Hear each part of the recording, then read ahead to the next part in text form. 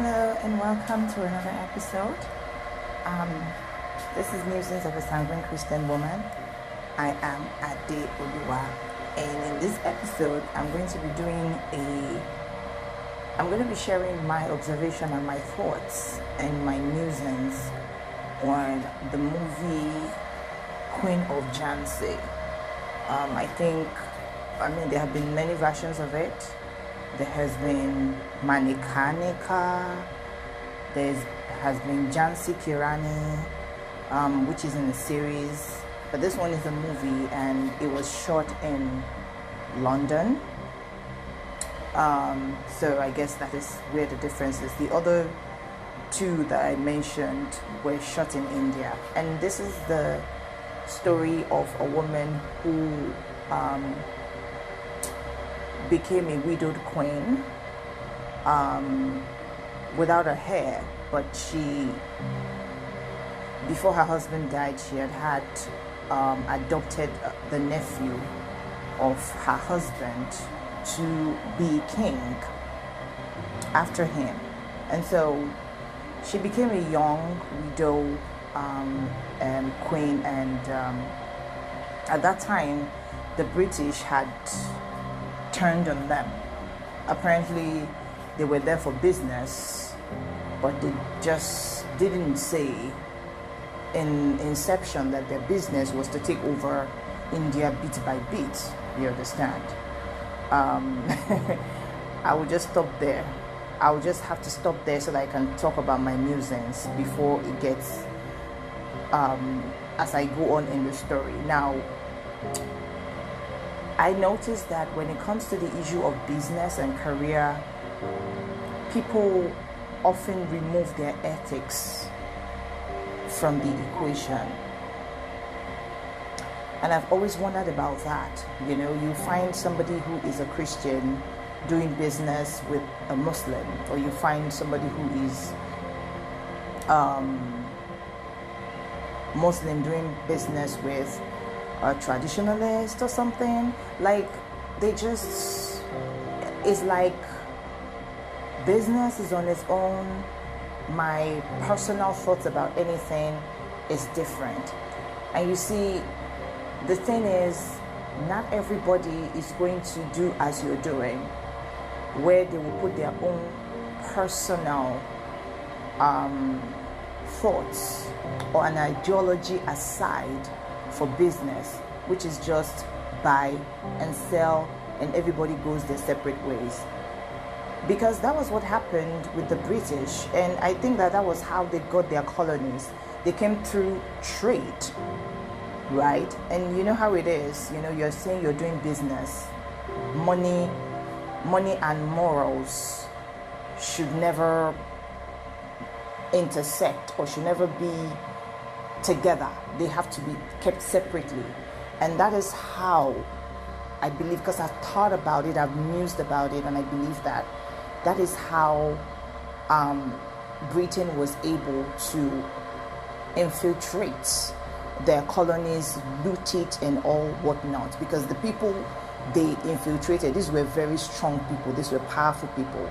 I mean, if you came with war, certainly there would have been a lot of damage, but they came in the name of trade, right? And then, of course, they somehow got soldiers in the midst of all of that, and the next thing you know, they were beginning to overthrow kings. They were laying siege on kingdoms and overthrowing kings and all of that, you know. So I think that what I learned from that is I should not keep my business separate from my values.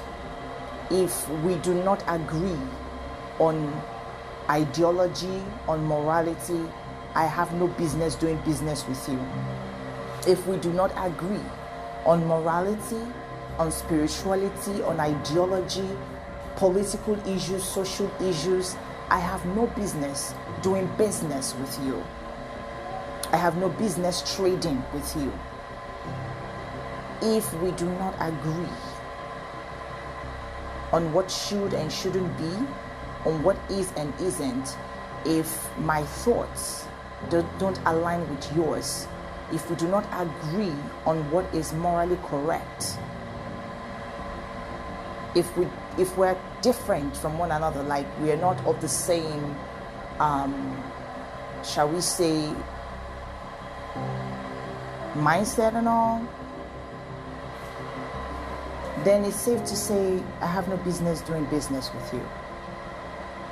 Because I noticed that was the same thing that happened with Africa as well. You know, it was always about trade, buying and selling. And the next thing we knew, people were beginning to sell modern clothes and leather and things, and they began to sell people. They began to sell kingdoms. Loyalties became a commodity to be sold. Because you see, there is no morals. There are no morals here. Everybody left their morals out of it. And so it now became a free-for-all. Nothing to really bind a person to their word. You know, especially when the person does not believe in the same thing you believe in, and you do not fully understand the concept of their belief.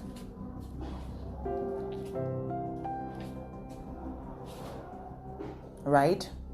Because we're still having that argument till today, where people say things like Christianity is how how looters and marauders entered into Africa. They came in through religion. That's what they like to say. But I think it's just a matter of shifting blame, refusing to acknowledge our mistakes, because obviously it's like we want to repeat it, so we don't want to acknowledge the truth about how these things happen. We don't want to know. You know, even when you tell people and try to explain to them that what about the other factors? Was it only religion? Like, how is it that you just come into a place and say, oh, I think my religion is better than yours? Is that really how it happened? Or there were other extenuating circumstances, there were other factors, there were other advantages. What were the advantages? What was the most thriving thing that they had in common, that wasn't religion, that they had in common? Like, before people began to even think about what Christianity was about, what was our contact with these people? Why were we in contact with them? What was our reason for relating with them? When we first saw them, why did we entertain them? You understand what I'm saying? Nobody wants to talk about that, because we still believe that money is money, business is business, and nothing should touch business. Like, there are people who, I mean, it's rather convenient, isn't it, that you would rather, do business with the devil as long as he has the money you're willing to pay. It's the same reason why someone will call themselves a Christian, for example, and then, do things contrary to the scripture, right? They go into maybe fashion industry, for example, and they're modeling things that, if we look deeply into the scripture, they're not supposed to model those things. They're being brand ambassadors for things that are not morally upright, but they're like, this is my career, this is how we do here. In the name of fashion and modeling, you see people, ladies go almost half naked on the runway. I mean, even in acting, you understand? I'm just trying to make examples. You see people who, portray scenes that if it wasn't on screen and we were watching it, we would actually think you were cheating on whoever you're in a relationship with. You know what I'm saying? And then they come out and say they're Christians, and I'm wondering, okay, and you say you're acting. You understand? Like, at the end of the day, it boils down to the money. And then you find the situation where, people now are in between. They're being sandwiched. They cannot choose between their money and their faith, right? They can't choose between money and morals, because it's like the opposite of morals brings in more money. So they just make excuses, and usually it ultimately becomes their downfall. History shows us that when you align yourself with people, or you align yourself into a business that is not in line with your belief system, you're going to fail and fall one day, because you will not know when somebody's ideology will infiltrate into it. You had left your morals behind, and when you left your morals behind, every form of protection that your morals afford you, you also left that behind. But the other person hasn't done that. I mean, they don't have morals, you understand? But then we all left morals out of it. You left it because you wanted the money. But do you know what else they wanted from you? You understand? So there is a lot to flesh out when it comes to history. If we're really, really serious about learning from our pasts, and not just gaslighting whatever is most convenient for us to gaslight, and we really want to know, then we will look deeply into these things and ask ourselves, what am I doing that is repeating history? And there are some things we're doing that is actually repeating history, and that's how people get scammed. That's how people get killed, because they were doing business with people they had nothing in common with, except this person has the idea, or this person has the money and I have the product. I made up my mind that I wasn't going to just sell to just anybody. I would choose who I sell to. I would choose who my customers will be. Unless, of course, I don't know, in a case where you have a shop and you're selling things. So I think that what I do is that I blatantly put my faith and my morality into the things I do, so that when you buy it, you know what you're buying. Do you understand? You know what you're getting. You know what you're getting from me. I am not going to and I must say I was tempted. So I really understand. I was tempted. I often get tempted at some point to say, why not omit the faith? What you know is right. Just give a secular view of things, right? And that's why my podcast is called Musings of a Sanguine Christian Woman. I could just have written Musings of Adeoluwa and left it like that. But who is Adeoluwa? You understand? What is she about? What is her ideology? I want you to know what you're getting when you're coming in to get it. You understand? So it is not I'm defining myself in the title. It's a musing. Whose musings? A sanguine. Okay, that means I'm not boring. That means I'm not boring. And you can understand why I obviously would have a podcast, because I talk a lot. I like to talk. It's a sanguine thing for us to talk. And I'm a Christian. Okay, so you know that there's going to be a lot of biblical references, even if there are no specific quotations every time. But you're going to understand that the products of my musings are based on my faith as a Christian. my person as a sanguine, and my perspective as a woman. So it's going to be, my muses are going to be based on my perspective as a sanguine, as a Christian, and as a woman. So that's like making sure that your label represents who you are. Unapologetically so. Right? So that's what I think we should do if we don't want to repeat. And it has been repeated. You find a lot of times where, people have been killed by their business partners. And it's still happening, unfortunately. Why? Because they went into it for the money. You understand? I thought, it's just business. We don't have to get all serious about it. Well, you have to.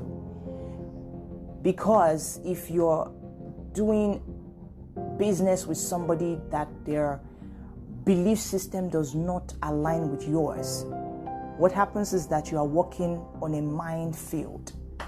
That's just what it is. A minefield.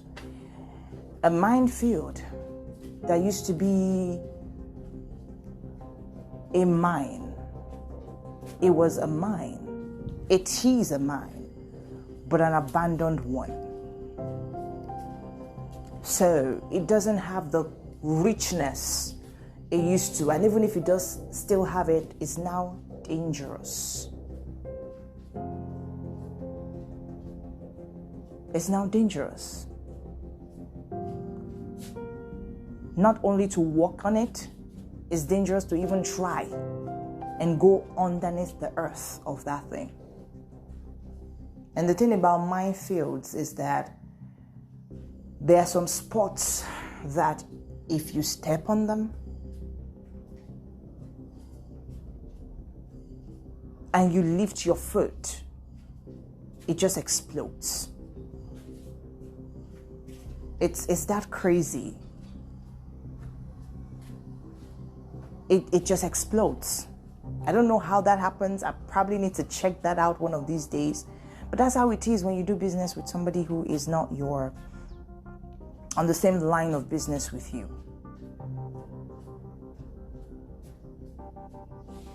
And the crazy thing about it is that if people close to you are doing business with the wrong person, you are at risk yourself.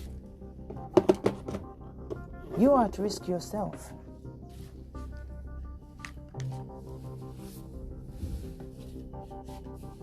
Because you stand to be harmed by proximity. And that's what happened with India, with Africa. I remember the story of Ijebu people, where I come from. We did not do business with Europeans. As far as I know, we only did business mostly with people from the Sahel and sub-Saharan Africa, which is basically where we migrated from about 400 years ago. So we do business mostly among other black people like ourselves. We did not extend our business outside of that.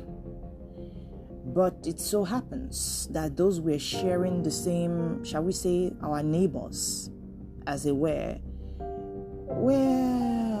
busy doing business.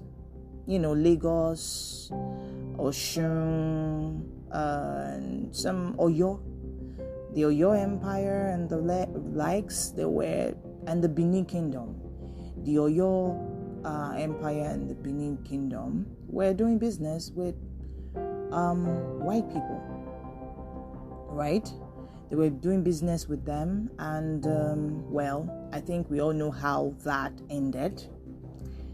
Not very good, because they infiltrated this. See, that's the thing. These are people that don't even share your belief system. So the moral code that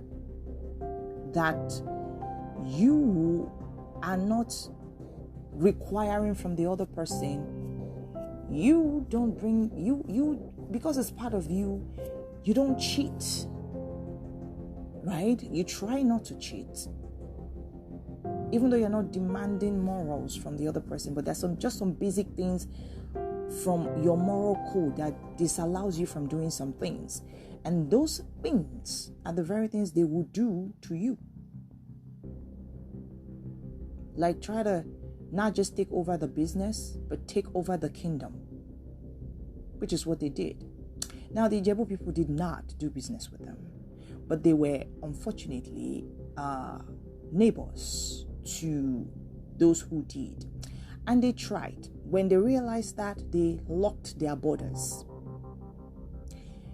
I think they just saw it coming. They didn't trust them. They already saw that these people, they are not here. The kind of business they are here to do is the business of looting, marauding, and seizing power from the people. I think they already knew that somehow. But of course, the money was fun to collect for some other people, so they didn't think much about it. So we kind of locked the borders, and they obviously tried to gain access. The British tried to get access into Ijebu land, but we resisted them. You could check on Wikipedia. That was where I read it. So, we resisted them. We did not allow them entry. They tried to talk to us through our neighbors, who probably were saying it was just business. And we don't just do business. You understand? We don't want these people on our land. Geez, they're doing business with you. Why do they need to come here? Nobody's doing business with them around here. So exactly why do they want to come here? Whatever it is they want to come here for is not allowed. And so they tried all quote and unquote diplomatic ways. It wasn't working before they came in by force. But at least you can say they came in by force. It wasn't that we allowed them in. Which is why I can beat my chest and say we did not involve ourselves in slave trading. Of course, those who want to heap the entire blame of the transatlantic slave trade on Africans would not listen to that. I know that from experience. They would not listen to that. Africans sold other Africans, and that's that about that. And that's that about that. And so if you're African, which apparently I am, but Africa is it's a location, not a concept. So at least not a one-line concept. But I guess when people are determined to make you the scapegoat or the culprit for a crime, it wouldn't matter. They'll find a way to pin it on you anyway. But it's on record that we did not involve ourselves in such businesses. And when they got in, they burnt a lot of sacred places in Ijebu Kingdom. They did a lot of horrible, terrible things. A lot of people died. There was a war. And unfortunately, the Ijebu people lost at the time. So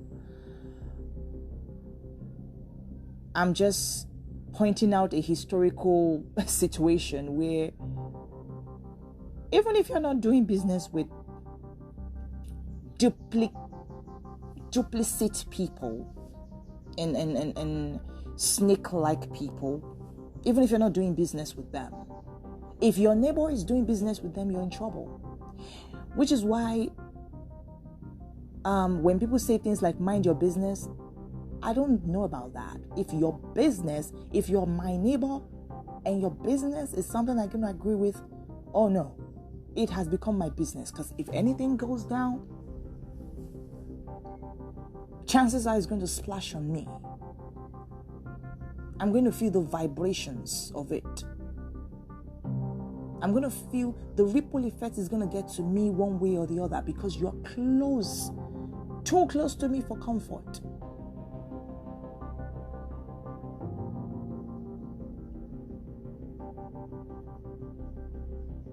So yeah, that's my musing about that. As far as Queen of Jhansi is concerned. So I will put a pin on that, and then I would continue with talking about the movie and my musings about it. Remember to guard your hearts with all diligence, for out of it flows the issues of life. They that know their God, they shall be strong and they shall do exploits. God has not given us a spirit of fear, but of power, love, and a sound mind. Shalom.